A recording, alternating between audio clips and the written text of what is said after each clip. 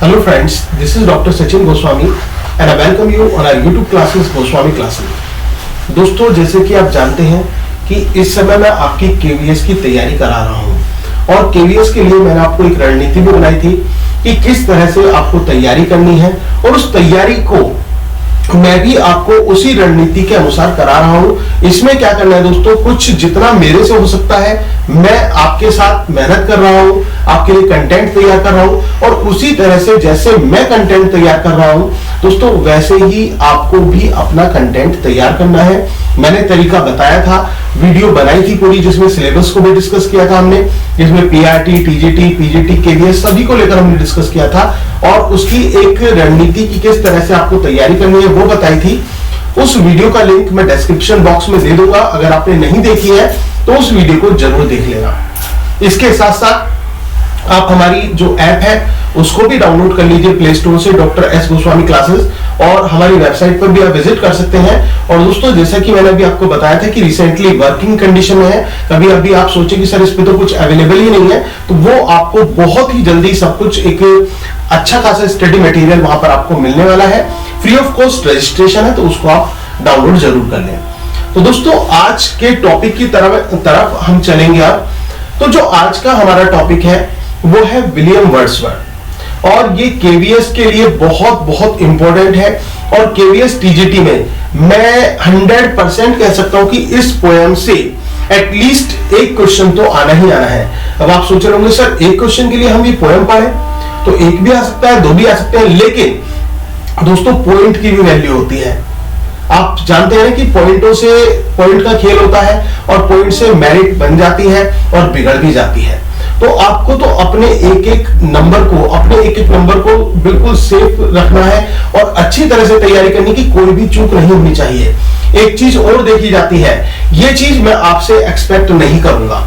क्या होता है कि आप एग्जाम में जब जाते हैं आप अच्छी खासी तैयारी करके जाते हैं, लेकिन जब आप एग्जाम में जाते हैं वहां पर आपको पता है आपने तैयार किया है वो क्वेश्चन, लेकिन एट अ टाइम आप इतने बॉगल्ड हो जाते हैं कि आप क्या करते हैं कि क्वेश्चन का आंसर पता होते हुए भी आप दूसरा ऑप्शन चूज कर लेते हैं और बाद में आके कहते हैं oh my God what the hell I did, क्या कर दिया मैंने, मतलब मुझे तो ये क्वेश्चन आता था और मैं गलत कर बैठा या कर बैठी। तो ऐसी सिली मिस्टेक नहीं होनी चाहिए, ऐसा ब्लंडर नहीं होना चाहिए। तो दोस्तों, इस चीज का विशेष ध्यान रखना है क्योंकि ये केवीएस का एग्जाम है। यहां पर आपका एक एक क्वेश्चन, एक एक मार्क आपके लिए बहुत इंपॉर्टेंट है।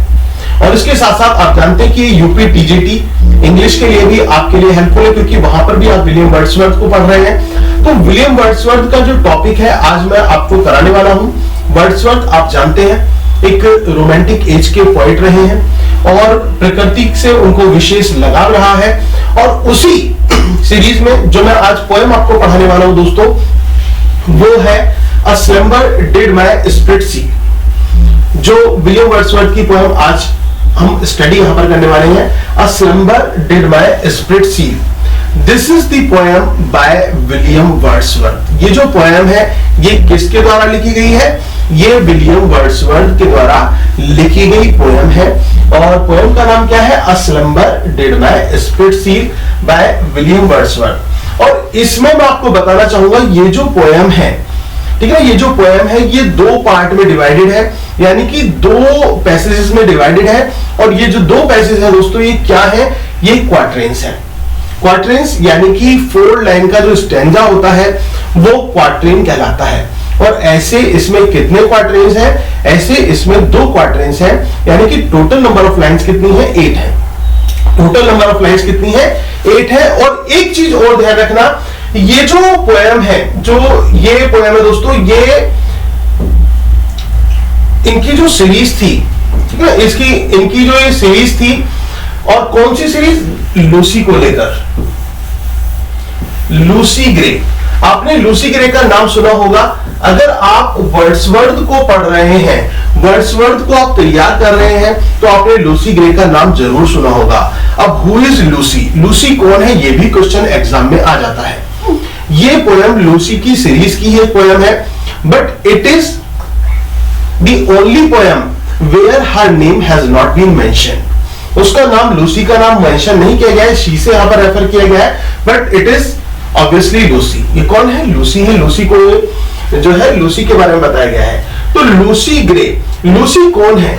Lucy is a living child, Lucy is an imaginative child और क्रिएशन ऑफ पोएट्स इमेजिनेशन, या फिर लूसी एग्जिस्ट ही नहीं करती। मतलब कुछ भी ऑप्शन आपका हो सकता है, कुछ भी ऑप्शन दे सकता है, कंफ्यूज करने वाले ऑप्शन भी हो सकते हैं, लेकिन आपको सिंपली ये याद रखना है, Lucy is the creation of poets imagination. Lucy कौन है? लूसी कवि की कल्पना की बच्ची है। अब कवि की कल्पना, जो इमेजिनेशन है, जो पोएट की इमेजिनेशन है, वो इमेजिनेटिव चाइल्ड है लूसी। दोस्तों, आपने एक लूसी की पोएम आपने पढ़ी होगी, लूसी ग्रे, ठीक है, लूसी ग्रे, जहां पर वो लूसी के बारे में बताते हैं। Oft I had heard of Lucy Gray. When I closed the window, I chanced to see a break of day, the solitary child. No mate, no comrade did Lucy knew. She dwelt on a white moor. दोस्तों, Lucy के बारे में poet ये कहता है कि मैंने Lucy के बारे में सुना था, लूसी के बारे में सुना था, और लूसी का ना तो कोई साथी था ना कोई सहपाठी था। एक वीरान प्रदेश में लूसी रहा करती थी, ऐसी थी लूसी। और उसी पोएम में एक स्टैंजा आता है, जब लूसी के जो फादर हैं वो लूसी से कहते हैं, Tonight will be the stormy night, you to the town must go. Take a lantern, child, to light your brother through the snow. बेटा, आज की रात तूफानी रात होगी और तुम्हें अपनी माँ को शहर से लेने के लिए जाना है। तो एक काम करना बेटा, लैंटर्न हाथ में ले जाना, ठीक है, लैंटर्न हाथ में ले जाना, और क्योंकि रास्ता बर्फीला है और दूसरी चीज अंधेरा रास्ता है, तो उसमें आप लैंटर्न लेकर जाना। लूसी से वो कहते हैं, उसके फादर कहते हैं। तो लूसी क्या कहती है? His father I will gladly do. This scarcely afternoon and yonder is the noon and monster clock just struck 2. पिताजी, ये मैं खुशी खुशी कर दूंगी, अभी तो चंद्रमा निकलने में भी देरी है और गिरजाघर की जो घड़ी है उसमें भी मुश्किल से 2 बजे हैं। तो इस पर फादर ने क्या रिएक्शन दिया? At this father raised his hook and snapped the fagot band. इस पर जो उसके फादर थे उन्होंने अपनी कुल्हाड़ी को उठा लिया और लकड़ी का जो गट्ठर था उसको काटना स्टार्ट कर दिया। And Lucy took the lantern in her hand, और लूसी लैंटर्न को लेकर चल दी, शहर की तरफ चल दी। अब दोस्तों, उसके माता पिता ने उसको बहुत ढूंढा, लेकिन लूसी जो थी वो वापस नहीं आ पाई। जो लूसी थी वो वापस नहीं आ पाई और उसके पद चिन्हों का भी पीछा किया उसके पेरेंट्स ने। लेकिन इस दिन के बारे में कुछ कहावतें हैं। कहा जाता है, there is maxims about this day that Lucy is a living child, she sings a solitary song and never looks behind. कि लूसी जो है वो एक जीवित बच्ची है और वो एक एकांकी गाती है और कभी पीछे मुड़कर नहीं देखती। ऐसा लूसी ग्रे पोएम में कहा गया। तो लूसी का मतलब हुआ क्या था? जो उसके फुटस्टेप्स थे ना, वो प्लैंक के बीच में आ गए थे। मतलब एक पुल था, पुल के बीच में थे और उसके आगे वो निशान नहीं थे पद चिन्हों के। तो perhaps Lucy would have ड्राउन्ड, Lucy वहीं पर डूब गई होगी और उसकी मृत्यु हो गई होगी। इसके बाद दोस्तों, आपने एक पोएम पढ़ी होगी, एजुकेशन ऑफ नेचर, जिसका दूसरा टाइटल है 3 years she grew in, और वहां पर जो पॉइंट है वो क्या कहते हैं? 3 years she grew in sun and star, and the nature declared a lovelier flower on the earth was never sown. This child I to take myself and will make a lady of my own. जब वो प्रकृति यहाँ पर Lucy को, क्योंकि Lucy किसमें involve हो जाती है? प्रकृति में इन्वॉल्व हो जाती है। और प्रकृति क्या कहती है कि जो बच्ची है इसको मैं गोद ले लूंगी और अपने जैसी एक परिपक्व स्त्री मैं उसको बनाऊंगी। तो कुल मिलाकर Lucy is the part of nature. Lucy क्या है? पार्ट ऑफ नेचर है। That message comes from the poem education of nature, and the same message जो मैंने आपको पोएम बताई दोस्तों, थोड़ा सा लूसी के बारे में बताना बहुत जरूरी था, और सेम मैसेज आपको यहां पर मिलेगा कि how Lucy mixes up with the nature, how she is mixed with the nature, कि किस प्रकार से वो मिक्सअप हो जाती है नेचर में और प्रकृति का एक हिस्सा बन जाती है Lucy. But Lucy is the creation of poets imagination. इतना याद रखना है, लूसी कौन है? लूसी क्रिएशन है पोएट्स की इमेजिनेशन का। ये तो हमने बात की लूसी के बारे में। और दोस्तों, क्लास आपको अच्छी लग रही हो, आप एंजॉय कर रहे हो, तो प्लीज चैनल को जरूर सब्सक्राइब कर देना अगर आप नए हैं। और इसके साथ साथ वीडियो को लाइक करना, शेयर करना और कमेंट करना भी ना भूलें, क्योंकि अगर आप अच्छा रेस्पॉन्स देंगे तो मैं भी आपके लिए अच्छी अच्छी वीडियोस लेकर आऊंगा, अच्छे अच्छे कंटेंट लेकर आऊंगा और ज्यादा से ज्यादा आपको जो वीडियोस हैं वो मिलेंगी और आपकी जो तैयारी है वो भी निश्चित रूप से बढ़िया चलती रहेगी। तो दोस्तों देर ना करते हुए स्टार्ट करते हैं हम आज की अपनी poem a slumber did my spirit seal.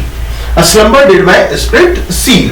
ये जो पोएम है, ये पोएम किसकी पोएम है? ये वर्ड्सवर्थ की पोएम है, ठीक है ना, वर्ड्सवर्थ की पोएम है। It is one of the Lucy's poems और ये लूसीज की पोएम में से है ये जो पोएम है।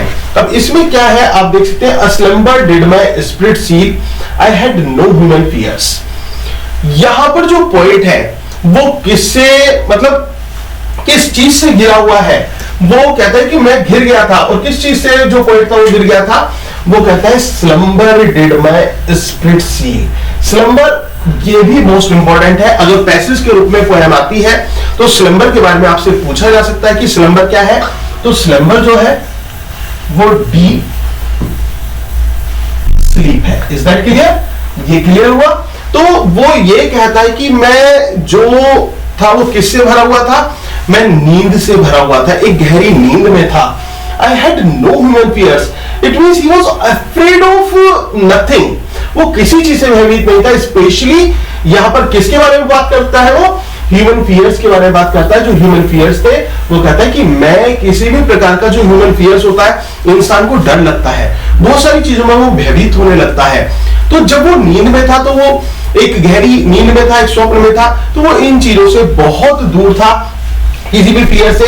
She seemed a thing that could not feel the touch of earthly years। और ऐसा क्यों? क्योंकि वो कहता है मुझे वो ऐसी फील हुई। अब यहां पर शी कौन है? यहां पर शी कौन है? तो यहां पर शी जो रेफर किया गया है वो लूसी को रेफर किया गया है, ठीक है ना, और लूसी को रेफर किया गया है। और यहां पर जो पोएट है वो क्या कहता है? She seemed a thing that could not feel the touch of earthly years। वो यहां पर वो कहता है कि जो बिलव्ड लूसी है, जो प्यारी सी बच्ची लूसी है, वो जो लूसी है उसको, उसके बारे में कहता है she could not feel the touch of earthly years, कि वो जो अर्थली ईयर्स था यानी कि पृथ्वी पर जो होने वाली घटनाएं हैं, जो भी कुछ पृथ्वी पर हैपन होता है, उसको वो फील नहीं करती थी, उसको वो फील नहीं कर सकती थी। तो this is the initial stage what he thinks about. ये पहली स्टेज है जो इन 4 लाइंस में वो सोचता है। लेकिन जो सेकंड जो स्टैंजा है, जो हमारी सेकंड क्वार्टेन है, वहां पर पोएट को रियलाइज होगा। रियलाइज क्या होगा? कि death is inevitable to all, कि जो मृत्यु है वो तो आनी ही आनी है, मृत्यु को कभी टाला नहीं जा सकता। लेटर और sooner it comes to all, हर किसी को आती है जो मृत्यु है। तो और यहां पर जो लूसी है, लूसी के बारे में वो क्या कहता है, क्या जानता है? पोएम की लाइंस में ही आप देखिए तो लूसी के बारे में क्या कहता है। देखो आगे बढ़ते हैं। No motion has she now, no force she neither hears nor sees. आप देख रहे होंगे यहां पर कि जो लूसी के बारे में वो कहता है कि उसका कोई no motion has she now, अब उसका कोई मोशन नहीं है, ठीक है, has she now. No force, अब कोई फोर्स भी नहीं है। शी नीदर हियर्स, ना वो सुन पाती है, नोर सीज, ना वो देख पाती है। इसका मतलब जो सेंसेस होती हैं, हमारी सेंसेस होती हैं, और ये सेंसेस जो हमें एक एहसास दिलाती हैं कि इंसान जिंदा है, मैं जिंदा हूं, आप जिंदा हैं। और वो सभी सेंसेस जो है उसका, उन सेंसेस ने काम करना बंद कर दिया है। किसकी सेंसेस ने? लूसी की सेंसेस ने काम करना बंद कर दिया है। अब उसके अंदर कोई मोशन नहीं, कोई एक्टिविटी नहीं है लूसी के अंदर, ठीक है ना। शी हैज नाउ, और नो फोर्स, अब कोई फोर्स भी नहीं, मतलब उसके अंदर कोई पावर भी नहीं रही लूसी के अंदर, ठीक है। लूसी के अंदर ना तो कोई, अब यहां पर मोशन है, मोशन यानी कि कोई भी मूवमेंट, कभी आप लूज मोशन समझ बैठे हैं, लूज मोशन नहीं है दोस्तों, ये मोशन है। मोशन का मतलब यहाँ पर एक मूवमेंट से है, गति से है, जो भी हम कार्य करते हैं एक्शन से है। और फोर्स मतलब जो स्ट्रेंथ है वो उससे है। और यहां पर जो मैंने आपसे लूज मोशन वाली बात कही उसको आप सीरियसली मत लेना। जैसे कि मैंने आपसे कहा है कि क्लास में थोड़ा बहुत ह्यूमर चलते रहना चाहिए, और जब ह्यूमर में चीजें समझनी होती है तो बहुत आसानी से समझ में आती है। तो no motion, has she now no force, she neither hears nor sees. अब ना तो वो सुन सकती है ना वो देख सकती है। लूसी की जो सेंसेस हैं उन्होंने काम करना बंद कर दिया है। Rolled round in earth diurnal course. अब इसमें आप देखना दोस्तों, ये बहुत अच्छा यहां पर फ्रेज यूज किया गया है, diurnal course. Rolled round in earth diurnal course, वो यहां पर रोल्ड है यानी कि वो बंधी हुई है। किस चीज में बंधी हुई है? अर्थ ड्यूरनल कोर्स में। जो प्रकृति है, जो हमारी पृथ्वी है, उसका जो ड्यूरनल कोर्स है यानी कि अर्थली मूवमेंट, जो अर्थली मूवमेंट है, जो अर्थली मूवमेंट जो पृथ्वी है, आप जानते हैं कि वो क्या करती है, वो मूव करती है, रिवॉल्व करती है। तो उस पृथ्वी के साथ साथ यहां पर, उस पृथ्वी के साथ साथ कौन यहां पर रिवॉल्व कर रहा है? लूसी भी उसमें है। लूसी भी यहां पर रिवॉल्विंग कर रही है, लूसी भी जो है मूव कर रही है। और किसके साथ? Along with the earth. पृथ्वी के साथ साथ जो लूसी है वो भी उसके प्राकृतिक कार्य में, जो पृथ्वी का कार्य है उसमें वो यहां पर बिजी है। Is that clear? इतना क्लियर हुआ? विद रॉक्स, किसके साथ दोस्तों? चट्टानों के साथ। विद रॉक्स, चट्टानों के साथ। एंड स्टोन्स, किसके साथ? स्टोन्स के साथ। जो और किसके साथ? ट्रीज के साथ। एंड ये चीज क्या है दोस्तों? ऑल दीज थिंग्स, चाहे हम रॉक्स की बात करें, चाहे हम स्टोन्स की बात करें या ट्रीज की बात करें, तो ये क्या है? Elements of nature.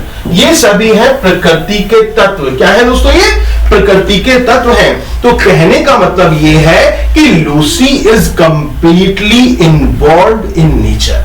जो लूसी है वो पूरी तरह से इन्वॉल्व है किसमें? नेचर में। And she has become the part of the nature itself. और वो प्रकृति का एक हिस्सा बन चुकी है इन इट्स ड्यूरनल कोर्स, उसके ड्यूरनल कोर्स में। आई होप कि ये समझ में आ गया होगा। इतना क्लियर हुआ आपके? क्लियर हुआ दोस्तों? अब हम आगे की तरफ बढ़ते हैं और आगे चलते हैं। अब इसके पॉइंट्स की तरफ हम बात कर लेते हैं।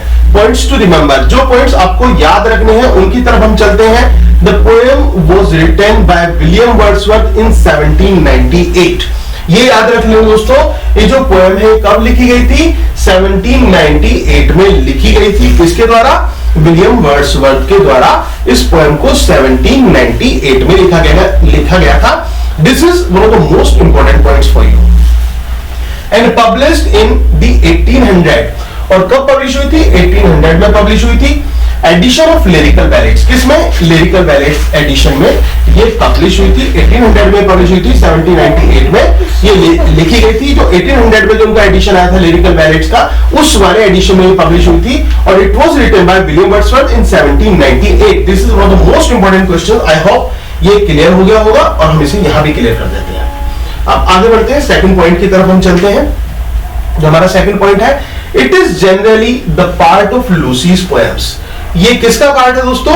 ये लूसी की पोएम का पार्ट है। It is generally the part of Lucy's poem. ये मैं आपको पोएम में बता चुका हूं कि ये जो पोएम है किसका पार्ट है? जो लूसी की सीरीज है पोएट की, उसका पार्ट है। ठीक है ना? लूसी की जो सीरीज है उसका पार्ट है ये जो पोएम में यहां पर हमें जो पोएम देखने को मिली। इसके बाद the poem is divided into 2 quatrains. ये जो पोएम है ये 2 क्वार्टरेन में डिवाइडेड है और 4 लाइंस के 2 स्टैंजा हमें यहां पर देखने को मिलते हैं। तो 2 स्टैंजा हैं ऐसे जो 4 लाइंस के हैं यहां पर। इसके बाद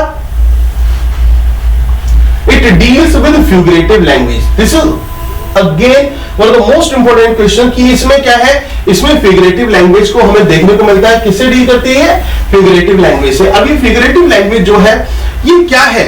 जहां पर हमें इमेजेस को रिप्रेजेंट किया जाता है, जहां पर पिक्टोरियल विजुअलाइजेशन दिखाया जाता है, यानी कि वर्ड पिक्चर, शब्दों के माध्यम से तस्वीर को दर्शाया जा रहा है, एक चलचित्र को प्रस्तुत किया जा रहा है। तो that is a kind of pictorial art we can see here. और वो उस तरह की जो पिक्टोरियल आर्ट है वो हमें यहां पर देखने को मिलती है।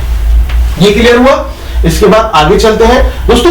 पिक्टोरियल के बारे में पता होना चाहिए, एग्जाम में पूछा जाता है what do you mean by pictorial art. तो पिक्टोरियल आर्ट फिगरेटिव और it means word picture, presentation through word picture.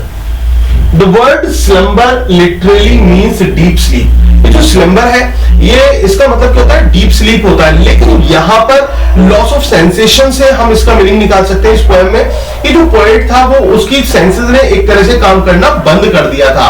तो वो किस स्टेट में अपने आप को देखता है, वो अपने आप को स्लम्बर वाली स्टेट में देखता है। किस स्टेट में देखता है दोस्तों, वो स्लम्बर की स्टेट में वो अपने आप को यहां पर देखता है, in the state of slumber. ये क्लियर हुआ।